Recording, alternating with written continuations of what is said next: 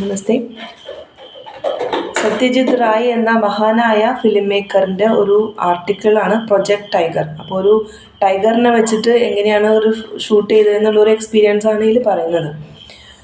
No one can beat Hollywood when it comes to making films with animals in them. No one can beat Hollywood. Beat എന്ന് പറഞ്ഞാൽ അടിക്കുക. അപ്പോൾ ഇവിടെ defeat എന്ന അർത്ഥത്തിലാണ് തോൽപ്പിക്കുക. അതായത് ഹോളിവുഡിനെ ആർക്കും തോൽപ്പിക്കാൻ പറ്റില്ല. എന്തിൽ വെൻ ഫിലിം എനിമൽസിനെ വെച്ചിട്ട് ഫിലിം ഉണ്ടാക്കുമ്പോൾ. Okay, I remember films in my childhood.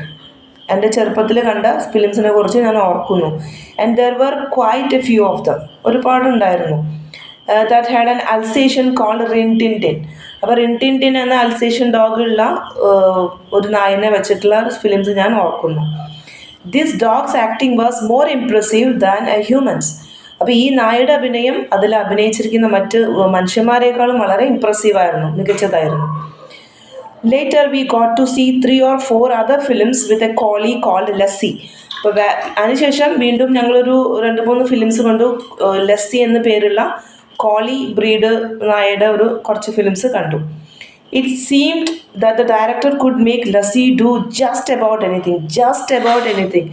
എന്തും ചെയ്യിക്കാമെന്ന് തോന്നിച്ചു. ഈ ഡയറക്ടറിന് ലസ്സി ഈ നായനെ വെച്ചിട്ട് എന്തും ഷൂട്ട് ചെയ്യാമെന്ന് തോന്നിച്ചു. കാരണം എന്ത് പറഞ്ഞാലും കേൾക്കും ഈ നായ.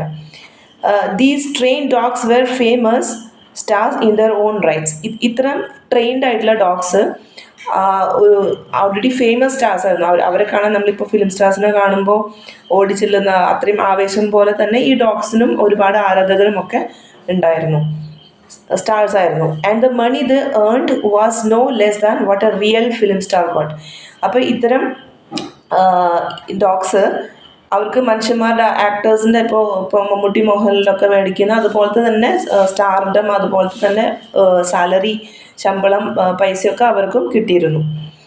Their owners could easily make as much as 100,000 rupees from just one film. ഇതിൻ്റെ ഓണേഴ്സിന് അല്ലേ, ഡോഗ്സിന് പൈസ ഉപയോഗിക്കാൻ അറിയില്ലല്ലോ. അപ്പോൾ ഇതിൻ്റെ ഓണേഴ്സിന് ഒരു ഫിലിമിൽ തന്നെ 100,000, അതായത് 100,000 എന്ന് പറയുമ്പോൾ 1,00,000 രൂപ അല്ലേ, അത്രയൊക്കെ അവർക്ക് ഓണേഴ്സിന് കിട്ടിയിരുന്നു. അപ്പോൾ ഇത് 1950s അപ്പോൾ അന്നത്തെ 1,00,000 എന്ന് പറയുമ്പോൾ ഇന്നത്തെ ഏകദേശം 1 കോടിയേക്കാളൊക്കെ കൂടുതലുണ്ടായിരിക്കും അല്ലേ.